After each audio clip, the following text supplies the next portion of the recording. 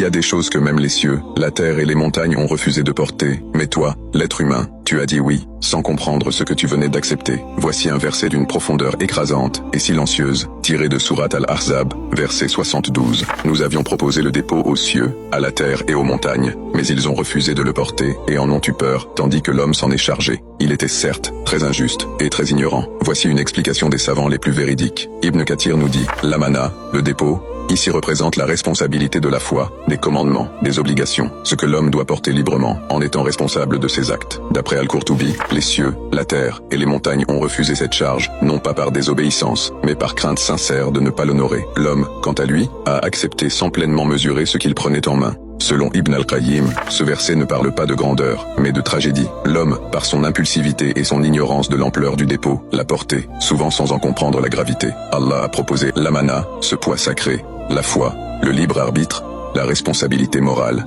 la conscience du halal et du haram. Il l'a proposé aux cieux, à la terre, aux montagnes, des créatures immenses, puissantes, anciennes, des créations qui n'ont jamais désobéi, et pourtant, elles ont reculé, elles ont eu peur, elles ont compris. Mais l'homme a dit, je l'apprends, sans vraiment savoir. Pourquoi ce verset fait mal à lire? Parce qu'il ne célèbre pas notre courage. Il dénonce notre inconscience. Allah dit, il était très injuste et très ignorant, pas faible, pas maladroit, mais injuste envers lui-même, envers son Seigneur, et ignorant de la grandeur de ce qu'il a accepté. Tu respires, tu manges, tu pries, peut-être, mais porter la foi, porter la lumière d'Allah dans un monde de ténèbres, être un homme, une femme responsable devant le Créateur, ce n'est pas une faveur, c'est une épreuve. L'amana, ce que tu portes sans l'avoir, c'est ce qui te fait culpabiliser quand tu pèches, c'est ce qui te fait pleurer en secret quand tu t'éloignes, c'est ce qui t'appelle à la mosquée, alors que ton ego te dit de rester, c'est cette voix intérieure qui t'a été confiée, et elle pèse. Ce verset ne dit pas que l'homme est fort, il dit que l'homme est fragile, et qu'il a accepté malgré tout. Il a dit oui, sans savoir que ce oui allait lui coûter toute sa vie. Mais s'il tient bon, s'il plie sans casser, s'il tombe,